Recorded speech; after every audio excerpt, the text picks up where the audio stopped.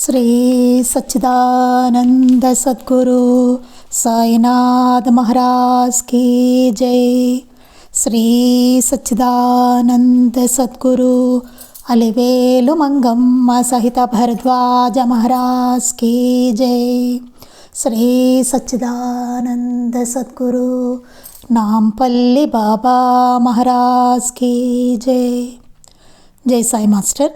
ఈరోజు సత్సంగంలో మనం నేను దర్శించిన మహాత్ములు 4 అవధూత శ్రీ వెంకయ్య స్వామి వారి చరిత్ర చదువుకుంటున్నాం. రచన పరమ పూజ్య ఆచార్య శ్రీ ఎక్కిరాల భరద్వాజ మాస్టర్ గారు. దీనిలో మనం పాదుకల పిలుపు అనేటువంటి అధ్యాయాన్ని 12వ అధ్యాయాన్ని మనం చదువుకుంటున్నాం.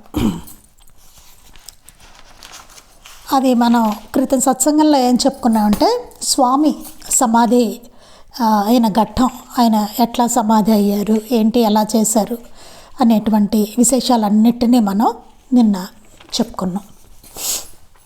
ఎంతో అన్నదానాలు అవన్నీ జరిపించారని, సంకీర్తన భగవద్గీత ప్రవచనాలు అవన్నీ జరిగాయని ఇవన్నీ మనం చెప్పుకున్నాం. ఇంకా ఏం చెప్పుకున్నామంటే సామాన్యంగా మహాత్ముల చరిత్రలు 2 రకాలుగా ఉంటాయి. కొందరు భౌతికంగా జీవించి ఉన్నంతకాలం వారి దివ్యలీలలు ఎంతగానో ప్రకటమవుతాయి. కొందరు ఎలా ఉంటాయంటే మహాత్ములకి వాళ్ళ భౌతికంగా ఉన్నప్పుడు వాళ్ళ లీలలు ఎన్నో బాగా ప్రకటమైపోతూ ఉంటాయి అన్నమాట. ఆయన బాగా ఫేమస్ అయిపోతారు వాళ్ళు జీవించి ఉండగానే. వారు పరమపదించాక క్రమంగా గుప్తమవుతాయి. తర్వాత ఇంకేం ఉండదు. వారి శరీరం వదిలేసిన తర్వాత ఇంకా పెద్దగా ఏమి ఉండదు. ఇంకా వాళ్ళదేమీ కొనసాగదు అన్నమాట. అలా కొంతమంది మహనీయులది ఉంటుంది. ఎన్నో ప్రఖ్యాత మహాత్ముల స్థానాలు అటు తర్వాత క్రమంగా నిర్మానుషం అవడం చూడవచ్చు. తర్వాత క్రమంగా వాళ్ళు ఎక్కడైతే వాళ్ళు నివసించారో ఆ స్థానాలన్నీ కూడా నిర్మానుషం అయిపోతాయి. ఎవరు వెళ్ళరు అక్కడికి. ఇంకా అట్లా జరుగుతూ ఉంటుంది. మరికొందరు మహాత్ములు భౌతికంగా జీవించినంతకాలము వారి దివ్యశక్తి అంతగా ప్రకటమవ్వక వారు పరమపదించాక మాత్రమే విజృంభిస్తాయి. ఇంకా రెండో కోవ ఉంటుంది. వాళ్ళు ఎట్లా ఉంటారంటే ఆ మహాత్ములు భౌతికంగా జీవించినంతకాలం వారి దివ్యశక్తి అంతగా ప్రకటన అవ్వదు. వాళ్ళ శరీరంతో ఉన్నప్పుడు అంతగా ఉండదు. జనాలు ఎక్కువ రావడం ఇవేమీ జరగవు వాళ్ళు ఉన్నప్పుడు. ప్లస్ గుర్తించకపోవడం కూడా జరుగుతుంది. అంతే. బాబా శరీరంతో ఉన్నప్పుడు ఎంతమంది గుర్తించారు? మాస్టర్ గారిని ఎంతమంది గుర్తించారు? వెంకయ్య స్వామి గారిని. ఈ దత్త సాంప్రదాయంలో అట్లా ఉంటూ ఉంటుంది. వాళ్ళు ఉండగా ఎక్కువ మంది జనాలు రావడం అనేది జరగదు. ఎక్కువ మంది గుర్తించరు వారిని. వారు పరమపదించిన తర్వాత మాత్రమే విజృంభిస్తాయి. వాళ్ళ శరీరం వదిలేసిన తర్వాత ఇంకప్పుడు అనమాట అండి. జనాలు తెగ వచ్చేస్తారు. ఇంకా లీలల మీద లీలలు జలా జరిగిపోతూ ఉంటాయి. అమ్మగారు కూడా అంతే. అమ్మగారు అసలు ఎవ్వరికీ తెలిసేవారు కాదు. అండ్ మాస్టర్ గారు భక్తులకు కూడా అమ్మగారు సరిగ్గా అర్థమయ్యేవారు కాదు. కానీ ఇప్పుడు సమాధి మందిరం ఎన్ని లీలలు అంటే అమ్మగారు భౌతికంగా ఉన్నప్పుడు జరిగాయి. బట్ ఇంకా అనమాట ఇప్పుడు ఇంకా ఎంతో జరుగుతున్నాయి. శ్రీ వెంకయ్యస్వామి చరిత్ర ఈ 2వ కోవకు చెందింది. వెంకయ్యస్వామి గారితో కూడా అటువంటిది అని చెప్తున్నారనమాట. చాలా కాలం స్వామి దర్శనానికి కొద్ది మంది మాత్రమే, అది కూడా సమస్యలు ఏవైనా ఎదురైనప్పుడు మాత్రమే వచ్చి వెళ్ళిపోయేవారు. ఏదైనా సమస్య ఉంటే వచ్చేవారు, ఆయన చెప్పుకోవడం అలా దాని వరకే పరిమితం అనమాట. అట్లా ఉండేదన్నమాట. చివరి దశలో క్రమంగా సంధ్యాకాలానికి పక్షులు చెట్లను ఆశ్రయించినట్లు స్వామి చెంతకు ఇంకొద్దిమంది రాసాగారు. ఇంకా చాలామంది చివరిలో వచ్చారట. వీరికి కలిగిన అనుభవాలు కూడా స్వామికి మరియు సాయిబాబాకు గల ప్రత్యేక అనుబంధం వెల్లడి అవుతూ ఉన్నది. వాళ్ళకు కొన్ని అనుభవాలు కలిగాయి. అవన్నీ బాబాకిను వెంకయ్య స్వామి వారికి ఉన్న అనుబంధం మనకి ఇక్కడ వెల్లడవుతూ ఉంటుంది అంటున్నారు. ఇక్కడి నుంచి మనం చదువుకోవాలి. తాళ్ళూరి శ్రీనివాసులకు 1986లో ఒక రాత్రి చిత్రమైన కల వచ్చింది. మహమ్మద్ రఫీ గారి గాన కచేరీలో పరమపదించిన మన దేశ ప్రధానులు, అధ్యక్షులు, ప్రజానాయకులు మధ్యలో గాంధీజీ కూడా కూర్చున్నారు. ఆయన ముఖం మాత్రం స్వామివారి ముఖంలాగా ఉన్నది. వారు స్వామినని తలచి శ్రీనివాసులు నమస్కరించారు. ఆయన లేచి అతనికి దగ్గరికి వచ్చి, ఇక్కడికి ఎందుకు వచ్చావు, వెళ్ళిపో అన్నాడు. అతడు, నేను వెంకయ్య స్వామి భక్తుణ్ణి, గొలగముడిపోయి వస్తుంటాను అన్నాడు. ఆయన, ఈ విషయం ఇంతకుముందు 2 సార్లు చెప్పావు కదా, నాకు తెలుసు అంటూ షిరిడి సాయిబాబా వారి పాకెట్ సైజు ఫోటోలు 5 అతని చేతిలో ఉంచి అక్కడి నుంచి పంపివేశారు. ఇది చూడండి, ఒకసారి శ్రీనివాసులు అనే ఆయనకి 1986లో ఒక రాత్రి చిత్రమైన కళ వచ్చిందిట. మహమ్మద్ రఫీ గారు గాన కచేరీ జరుగుతుంటే ఆ గాన కచేరీలో పరమపదించిన, అంటే అప్పటికే వాళ్ళు లేరనమాట, వాళ్ళందరూ దేశ ప్రధానులు, అధ్యక్షులు, నాయకులు వీళ్ళందరూ ఉన్నారట. వారి మధ్యలో గాంధీజీ కూడా కూర్చుని ఉన్నారట. ఆయన ముఖం మాత్రం స్వామివారి ముఖంలా ఉందట. గాంధీజీ గారి ముఖం మాత్రం వెంకటేశ్వర స్వామి వారి ఫేస్ లాగా ఉందట. కింద అంతానేమో గాంధీలా ఉన్నారట. వారు స్వామిని తలచి శ్రీనివాసులు నమస్కరించారు. ఈయన వెంకటేశ్వర స్వామి వారిని నమస్కరించారట. కల్లో ఇదంతా జరుగుతుంది. ఆయన లేచి అతని దగ్గరకు వచ్చి, ఇక్కడికి ఎందుకు వచ్చావు, వెళ్ళిపో అన్నట్టు. ఇక్కడికి ఎందుకు వచ్చావు, వెళ్ళిపో అన్నట్టు. ఆయన అతడు, నేను వెంకటేశ్వర స్వామి భక్తుడిని, గొలగమూడి పోయి వస్తుంటాను అన్నట్టు. నేను వెంకటేశ్వర స్వామి భక్తుడిని అని చెప్పారట. ఆయన, ఈ విషయం ఇంతకుముందు 2 సార్లు చెప్పావు కదా, నాకు తెలుసు అంటూ షిరిడి సాయిబాబా వారి పాకెట్ సైజు ఫోటోలు 5 అతని చేతిలో ఉంచి అక్కడి నుంచి పంపివేశారు. వెంటనే, నాకు ఇంతకుముందు తెలుసు, చెప్పావు కదా 2 సార్లు అని చెప్పేసి ఆయన పాకెట్ సైజ్ ఫోటోలు, బాబావి ఒక 5 ఫోటోలు ఇతని చేతిలో పెట్టేసి పంపించేశారట. షిరిడి సాయిబాబా ఫోటోలు వెంకటేశ్వర స్వామి వారు పెట్టి పంపించారట. అతని వెంటనే మెలకు వచ్చిందట. దాని భావమేమో వెంటనే అర్థం కాలేదు. ఏంటి ఇట్లాగా, స్వామి ఏమో నాకు చేతిలో బాబా ఫోటోలు 5 పెట్టి వెళ్ళిపోమన్నారే, ఏమిటి దీని భావం అనుకున్నారు. ఆయనకేమో అర్థం కాలేట. నాటికి సరిగ్గా 19 రోజుల తర్వాత అతనికి అత్యంత ప్రమాదకరమైన కరెంట్ షాక్ కొట్టి కేవలం సాయి స్వామిగారుల కృప వల్ల మాత్రమే బతికి బయటపడ్డాడు. ఆ తర్వాత ఏమైందిట, ఆ కళ వచ్చిన కరెక్ట్గా 19 రోజులకు అతనికి చాలా భయంకరమైన కరెంటు షాక్ కొట్టిండండి. కొట్టి కేవలం అది సాయినాథుల వారు, వెంకయ్య స్వామి వారి దయవలన మాత్రమే అతను బతికి బయటపడ్డాట. దాని నుంచి కళలో ఫోటోలు ఇచ్చినది స్వామి. ఆయన ఇచ్చిన షిరిడి సాయిబాబా ఫోటోలు 5 పంచప్రాణాలు. 5 ఫోటోలు ఇచ్చారు బాబావి. అవేంటి, పంచప్రాణాలు అన్నమాట. వారి భక్తులు అన్నగారైన సాయిబాబాను కూడా ఆరాధించాలని వారి భావం. వారి భావం ఏంటంటే, వెంకటేశ్వర భక్తుడిని కదా అని చెప్పేసి నన్ననే కాదు, మా అన్నగారైన సాయినాథుల వారిని కూడా మీరు ఆరాధించాలి అని చెప్పి వారి భావం అనమాట దాంట్లో. అందుకే ఆయన 5 ఫోటోలు, బాబా ఫోటోలు ఆయన ఇచ్చారనమాట. ఇక్కడ వెంకటేశ్వర స్వామి అనే కాదండి, అందరు మహనీయులకి బాబా అంటే చాలా అనమాట. ముందు మనం బాబాని స్మరిస్తేనే ఆ మహనీయులు సంతుష్టులయ్యి మనకి దర్శనాన్ని ప్రసాదిస్తారు, ఆశీస్సులను ప్రసాదిస్తారు. అంత ప్రత్యేకమైన వాళ్ళకి ప్రేమ మహనీయులందరికీ సాయినాథుల వారంటే. మహనీయుల అందరిలోనూ ఆయన కోహినూరు వజ్రం లాంటి వారు. ఉంటుంది కదా మనకి లీలామృతంలో, కోహినూరు వజ్రం అంటే ఆయన అంత గొప్పవారు. P Madhavarao engineer. కష్టాల్లో మనశ్శాంతి లేక కనకదుర్గమ్మను పూజిస్తే ఆమె దర్శనం ఇచ్చింది, కానీ అతనికి శాంతి కలగలేదు. మాధవరావు ఆయన ఇంజనీర్ట. ఆయనకి ఎన్నో కష్టాలు వచ్చేట. వచ్చి ఇంకా మనశ్శాంతి లేక కనకదుర్గమ్మని పూజించారట. ఆమె ఒకరోజు దర్శనం ఇచ్చింట అతనికి. అయినా సరే అతనికి మనసు శాంతి కలగలేట. ఆమె దయవలన వెంకయ్య స్వామి వారి చరిత్ర దొరికింది. ఆ అమ్మవారి దయవలన అతనికి వెంకయ్య స్వామి గారి చరిత్ర దొరికిందట. అది పారాయణ చేశాక శాంతి కలిగింది. అతను పారాయణ చేసేసరికి మనసు ఎంతో ప్రశాంతమై అతనికి శాంతి కలిగిందిట. తరువాత స్వామివారి 3వ ఆరాధనోత్సవం రోజున సమాధి నుండి నడుము వరకు స్వామి దర్శనమిచ్చి, ఇక్కడేమి చేస్తావు, అందరిలో నన్ను చూడు అన్నారు. తర్వాత ఆయన స్వామివారి 3వ ఆరాధనకి వెళ్ళారట. వెళ్తే ఆ రోజు సమాధి నుండి నడుము వరకు స్వామి దర్శనం ఇచ్చారట. ఇచ్చి, ఇక్కడ ఏం చేస్తావు, అందరిలో నన్ను చూడు అన్నారట. కొంతకాలానికి అతను గుండె నొప్పి వచ్చింది.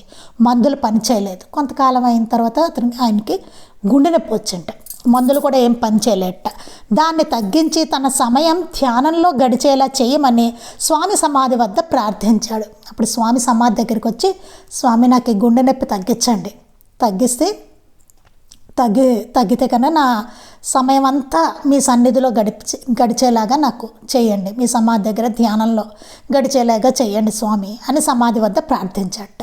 ఇల్లు చేరాక 15 రోజులు అతనికి రక్త విరోచనాలయ్యి గుండె నొప్పి తగ్గిపోయింది.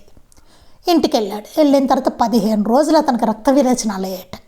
అయ్యా గుండె నొప్పి తగ్గిపోయిందట. చూడండి, ఒకసారి కళలో అంటే అతని కర్మను అట్లా తీసేశారనమాట. ఒకసారి కలలో లక్ష్మీనారాయణుని దర్శనం కూడా అయ్యింది. ఆగస్టు 1985లో ఒక రాత్రి సాయిబాబా కలలో కనిపించి, గది లోపల శుభ్రంగా ఉన్నది, పైన బూజు ఉన్నది, శుభ్రం చేస్తే గదిలోకి వస్తాను అన్నారు. అప్పటి నుండి అతను ఆధ్యాత్మిక చింతనతో ప్రశాంతంగా జీవిస్తున్నాడు. ఒకసారి రాత్రి బాబా కనిపించారట, షిరిడి సాయినాథుల వారు కనిపించి, గది లోపల శుభ్రంగా ఉంది, పైన బూజు ఉంది, శుభ్రం చేస్తే నేను గదిలోకి వస్తాను అన్నారట. అప్పటి నుంచి అతనికి ఆధ్యాత్మిక చింతనతో ప్రశాంతంగా జీవిస్తున్నాడు. అదే అతని మనసు అన్నమాట. అంటే అదంతా శుభ్రంగా పెట్టుకొని నేను వస్తున్నాను అని చెప్పారనమాట బాబా. అది ధనాంతర్యం. వైద్యులు సుధాకర్కు విపరీతమైన రక్తపోటు ఉండేది. ఆయన పక్షవాతం వంటి ప్రమాదకరమైన జబ్బు చేస్తుందని జీవితాంతము ఉప్పు కారము తినకుండా మందు తీసుకుంటూ ఉండాలని డాక్టర్లు చెప్పారు. అట్టి పరిస్థితుల్లోనే అతడు సాయిబాబా జీవిత చరిత్ర, శ్రీ గురు చరిత్ర, అవధూత లీల చదివి స్వామి సమాధిని దర్శించి అచ్చట నిద్ర చేశాడు. సుధాకర్ అనే వైద్యుడు ఒక ఆయన ఉన్నారట. ఆయనకి బాగా బీపీ చాలా ఎక్కువ ఉందట. అయితే అది పక్షవాతం వంటి ప్రమాదకరమైన జబ్బుకు చేస్తుంది. అంటే బీపీ అది బాగా ఎక్కువైపోతే పెరాలసిస్ వస్తుందండి. అందుకని ఆయన భయపడి ఆయన జీవితాంతము ఉప్పు కారం తినకుండా మందులు తీసుకుంటూ ఉండడం అనమాట. అలా అని డాక్టర్ చెప్పారట. అంటే ఎంత బీపీ ఉంటుంది ఆయనకి కదా. అప్పుడు అలాంటి పరిస్థితుల్లో ఆయన సాయిబాబా జీవిత చరిత్ర, మన సాయి లీల అమృతము, గురు చరిత్ర, అవధూత లీల చదివి స్వామి సమాధిని దర్శించి అచ్చట నిద్ర చేశారట ఆయన. నాటి రాత్రి అతనికి ఒక మిత్రుని ఇంట్లో ఒక సాధువుకు తీర్థం ఇచ్చినట్టు కలొచ్చింది. తెల్లవారుజామున నిద్రలేచి వెడుతుంటే ఇతనికి ఇతని భార్యకి ఆకాశంలో పడమర వైపున ఎర్రని పెద్ద కాంతిపుంజం దర్శనమిచ్చింది. నాటి నుండి క్రమేణా అతనికి ఆరోగ్యం చేకూరింది. చూడండి, అంతటి బీపీలో ఉండి ఉన్న అతనికి సాయిబాబా జీవిత చరిత్ర, శ్రీ గురు చరిత్ర, సాయి లీలామృతం, గురు చరిత్ర, అవధూత లీల పారాయణ చేసి స్వామి దగ్గర నిద్ర చేశారట. చేస్తే ఆ రాత్రి అతనికి ఇంట్లో ఒక సాధువుకి తీర్థం ఇచ్చినట్టు కలొచ్చింట. తెల్లవారుజామున నిద్రలేచి నెడుతుంటే ఇతని భార్యకు ఆకాశంలో పడమర వైపున ఎర్రని కాంతిపుంజం కనిపించింది వాళ్ళకి, ఆకాశంలో వెడుతుంటే వాళ్ళకి. అప్పటి నుంచి ఆయనకి క్రమేణా ఆరోగ్యం చక్కబడిపోయిందట ఆయనకి. జీవి రమణమూర్తి శ్రీ సాయిబాబా జీవిత చరిత్ర పారాయణ చేసి ఎన్నో దివ్యానుభవాలతో పాటు సాయిబాబాకు స్వామికి భేదం లేదన్న అనుభవాలు కూడా పొందాడు. రమణమూర్తి అని ఆయన శ్రీ సాయి లీలామృతం పారాయణ చేశారట. చేసి ఎన్నో దివ్య అనుభవాలతో పాటు బాబాకు వెంకయ్య స్వామి వారికి భేదమే లేదు అన్న అనుభవాలను కూడా పొందట. అతడికి ఒక సమస్య గురించి సందేశం అవధూత లీల తెరవగానే లభించడంతో ఆ గ్రంథం పారాయణ చేశాడు. తరువాత అతనికి గల గ్రహబాధ తొలగించుకోవడానికి జొన్నవాడ వెళ్ళాడు. నాటి రాత్రి కామాక్షమ్మ, మల్లికార్జునుడి స్వప్నంలో మంత్రోపదేశం చేసి అన్నీ చక్కబడతాయని చెప్పారు. మెలకువ రాగానే నీవు 3 రోజులు నా దగ్గర ఉండాలయ్యా అని స్పష్టంగా వినిపించింది. అతడు గొలగమూడి దర్శించాడు. ఏం జరిగిందంటే ఇతనికి ఆ గ్రహబాధ తొలగించుకోవడం, అతనికి ఏదో గ్రహబాధ ఉందని చెప్పారట. అది తొలగించుకోవాలని చెప్పేసి జొన్నవాడ వెళ్ళాట. ఆ రోజు రాత్రి కామాక్షి అమ్మవారు, మల్లికార్జున స్వామి స్వప్నంలో మంత్రోపదేశం చేసి అన్నీ చక్కబడతాయి అని చెప్పారట. మెలకు వచ్చిందిట. రాగానే నీవు 3 రోజులు నా దగ్గర ఉండాలయ్యా అని చెప్పి ఒక వాయిస్ అతనికి వినిపించిందిట. అతడు గొలగమూడి వెళ్ళాట. ఆ రోజు రాత్రి 10 గంటలకు అతనికి కాళ్ళ వద్ద షిరిడి సాయిబాబా వెంకయ్య స్వామి చెరువు వైపు నిలబడి అతని వైపు చూస్తూ రా బయటకు అన్నారు. ఆ రోజు రాత్రి ఆవిడ పడుకున్నాడు. ఆయన పడుకుని 10ంటికి ఆయన కాళ్ళ వద్ద బాబాను వెంకయ్య స్వామి చెరువు వైపు కూర్చున్నారట. ఓ పక్క బాబా కూర్చున్నారట సాయినాథుల వారు, ఓ పక్కన వెంకయ్య స్వామి. రా బయటకు అని చెప్పి తీసుకెళ్లారట. అతనిలో నుండి ఆకుపచ్చని చీర ధరించి రవిక లేని ఒక వికట రూపిణి బయటకు వచ్చి ఇతనిని విడిచి ఎక్కడికి పోగలను, ఇంకెవరినైనా చూపండి పోతాను అన్నది. అప్పుడు ఏమైందట, బయటికి వెళ్ళాడు కదా ఆయన. వెళ్ళగానే అతనిలో నుంచి ఒక ఆకుపచ్చ చీర ధరించిన ఒక స్త్రీ బయటకు వచ్చిందట. ఆవిడకి రవిక లేట, బ్లౌజ్ వేసుకోలేదు. ఆవిడ చాలా వికట రూపంగా ఉందట, భయంకరంగా ఉందట ఆవిడ రూపం. ఆవిడ అందిట, ఇతను విడిచి నేను ఎక్కడికి వెళ్ళగలను, ఇంకెవరినైనా చూపండి వాళ్ళలోకి వెళ్తాను అందిట. వెంటనే సాయిబాబా చేతిలోని సటకాను స్వామి తీసుకొని ఆమె మెడ మీద పెట్టి నెట్టారు. ఇంతట్లో బాబా చేతిలో ఉన్న సటకాను వెంకయ్య స్వామి వారు తీసుకున్నారట. తీసుకుని ఆ మెడ మీద పెట్టి ఆవిడని నెట్టారట. ఆమె కరెంటు సోకినట్లుగా అరిచిపోయింది. ఆవిడకి ఏదో కరెంటు తగిలినట్టుగా ఆవిడ అరిచేసి వెళ్ళిపోయింది అక్కడి నుంచి. నాటితో అతడి గ్రహబాధ తొలగిపోయింది. అప్పటి నుంచి అతనుకున్న గ్రహబాధ ఏదైతే అతన్ని పీడిస్తోందో అది కాస్త తొలగిపోయిందిట. అమ్మేస్తే ఏమి తినాలనుకుంటున్నావు క్షమించండి. తరువాత అతడు తన టీ కొట్టు అమ్మాలనుకుంటుంటే సాయి కలలో కనిపించి అమ్మేస్తే ఏమి తినాలనుకుంటున్నావు అన్నారు. అతడు వినకుండా కొట్టి మూసేసి కష్టాల పాలయ్యాడు. అలా అతని గ్రహబాధని తొలగించారు స్వామిను సాయినాథుల వారు. తర్వాత అతనికి ఏమైందంటే అతను టీ కొట్టు అమ్మేయాలనుకున్నట్ట. అప్పుడు బాబా కనిపించి అమ్మేస్తే ఏం తినాలనుకుంటున్నావు అన్నారట. అంటే అమ్మద్దు అన్నట్టు చెప్పారు. చెప్తే అతడు వినకుండా కొట్టు మూసేసట, కష్టాల పాలైపోయాట. అన్నానికి కూడా కష్టమైంది. ఆఖరికి అతను అంటే మాట వినకపోతే ఎలా ఉంటుందో చూడండి, మహనీయుల మాట వినకపోతే. తరువాత అతని భార్య అతనికి తినడానికి కూడా తిండి లేకుండా అయిపోయిందిట. తరువాత అతని భార్య గర్భవతిగా ఉండగా కలలో స్వామి నా దగ్గరకు రా చల్లనవుతుంది అని చెప్పారు. ఒకసారి ఆవిడ భార్య గర్భవతిగా ఉందిట. ఉంటే స్వామి కనిపించారట వెంకటేశ్వర స్వామి వారు. నా దగ్గరికి రా చలనవుతుంది అని చెప్పారట. అతడు అశ్రద్ధ చేస్తే ఆమె గర్భంలోని పిండం చనిపోయి ఆమెకు ప్రాణాపాయ పరిస్థితి ఏర్పడింది. చూడండి ఎంత అనుభవం ఇచ్చిన అతను ఎలా చేస్తున్నాడో చూడండి. అతను అశ్రద్ధ చేశాడు, స్వామి దగ్గరికి తీసుకెళ్ళలేదు వాళ్ళ వైఫ్ని. అతను వెళ్ళలేదు. వెళ్ళపోయేసరికి ఆ గర్భంలోనే ఆ పిండం చనిపోయింది. ఆమెకు ప్రాణాపాయ పరిస్థితి కూడా వచ్చేసింది అనమాట. అతడు బాబాను ప్రార్థిస్తే ఆయన కలలో ఆమె గుండెపై హస్తముంచాక ఆమె గండం గడిచింది. చాలా ప్రాణాపాయ స్థితిలో ఉంది ఆవిడ. వాళ్ళ వైఫ్ ఉండేసరికి ఇతను ఏం చేశాట, బాబాని ప్రార్థించట. చూడండి, ఆ కష్టం వచ్చినప్పుడు ప్రార్థించడం, తర్వాత వదిలేయడం, అట్లాంటివన్నీ ఉంటూ ఉంటాయి. ఆయన కలలో ఆమె గుండెపై హస్తం ఉంచారట. వెంటనే ఆవిడకి ఆ గండం గడిచిపోయిందనమాట. అంటే ప్రాణాలతో బయటపడ్డారు. ఒకరోజు కలలో ఊరి వెలుపల స్థలం చూపి బాబా దాన్ని కొనమన్నారు.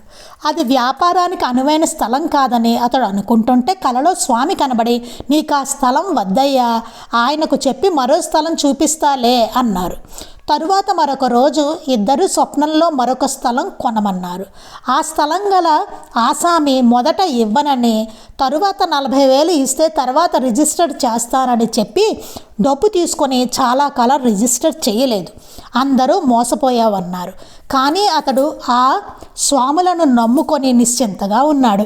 ఒకనాటి ఉదయం ఆ స్థలం అమ్మిన ఆసామి వచ్చి స్థలం రిజిస్టర్ చేశాడు.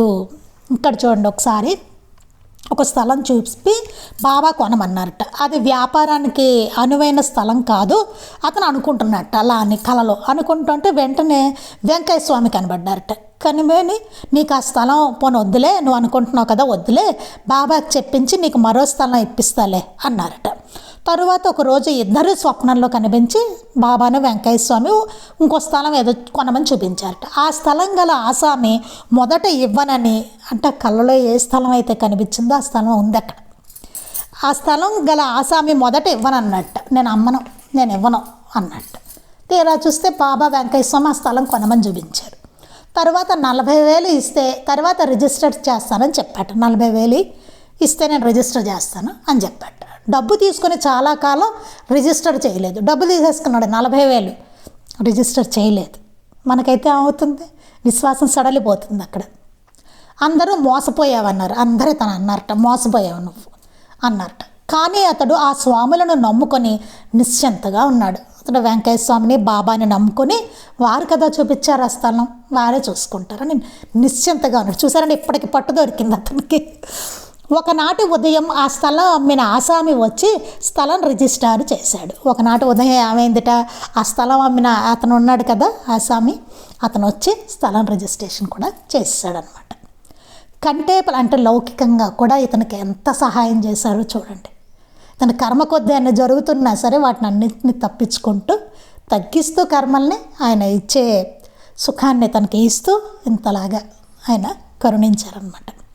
కంటేపల్లి సుబ్బమ్మ మార్చి 1986లో స్వామి సమాధి మందిరం దగ్గర నిద్ర చేస్తున్నది. రాత్రి 2 గంటల ప్రాంతంలో లఘుశంకకని వెళ్ళింది. అక్కడ ఒక చెట్టు పక్కన స్వామి నిలబడి కనబడ్డారు. ఆమెకి నోరు పెగలలేదు, కానీ చేతులు జోడించి నిలబడింది. ఇంతలో తూపిలి అనసూయమ్మ కూడా నిద్రలేచి వచ్చింది. ఆమెతో సుబ్బమ్మ, నాకు కళ్ళు సరిగ్గా కనిపించవు, ఆయన స్వామియేనా అంటూ చూపించింది. అనసూయమ్మ, స్వామియే, సందేహం లేదు అంటూ నమస్కరించింది. ఇది చాలా అద్భుతమైన లీలండి.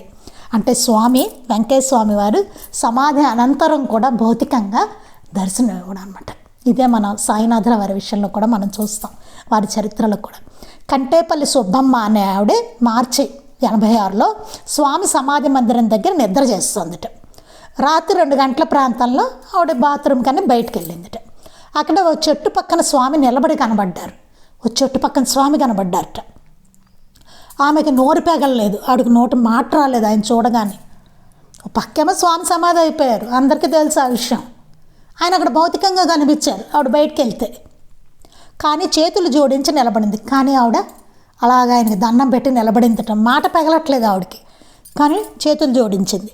ఇంతలో తూపిల అనసూయమ్మ కూడా నిద్రలేచి వచ్చింది. ఆ పక్కనే ఒక ఆవిడ అనసూయమ్మ అని ఆవిడ పడుకుంది. ఆవిడ కూడా మెలకు వచ్చి వచ్చిందట ఆవిడ. ఆమెతో సుబ్బమ్మ, నాకు కళ్ళు సరిగ్గా కనిపించవు, ఆయన స్వామియేనా అంటూ చూపించింది. నాకేంటో సరిగ్గా కనిపించవు నా కళ్ళు, ఆ చీకట్లో అక్కడ ఉన్న ఆయన స్వామియేనా అని అడిగిందిట. అనసూయమ్మ, స్వామియే, సందేహం లేదు అంటూ నమస్కరించింది. ఆవిడ చూసి, బాబు స్వామి ఆయన, సందేహమే లేదు, స్వామి ఆయన అందుట. ఇంతలో మరొక నెల్లూరు వాస్తవ్యురాలు కూడా వచ్చి నిలబడిపోయి స్వామికి నమస్కరించింది. ఇంతట్లో నెల్లూరు వాస్తవ్యాలు ఒక ఆవిడ కూడా అక్కడ ఉందట.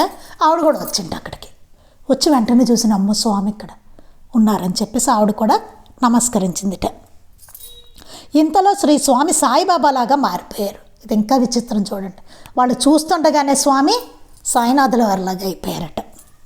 ఒకే సమయంలో సుబ్బమ్మ గారికి సాయినాథుడుగాను, మిగిలిన ఇద్దరికి స్వామిగాను 5 నిమిషాల పాటు దర్శనం అయ్యింది.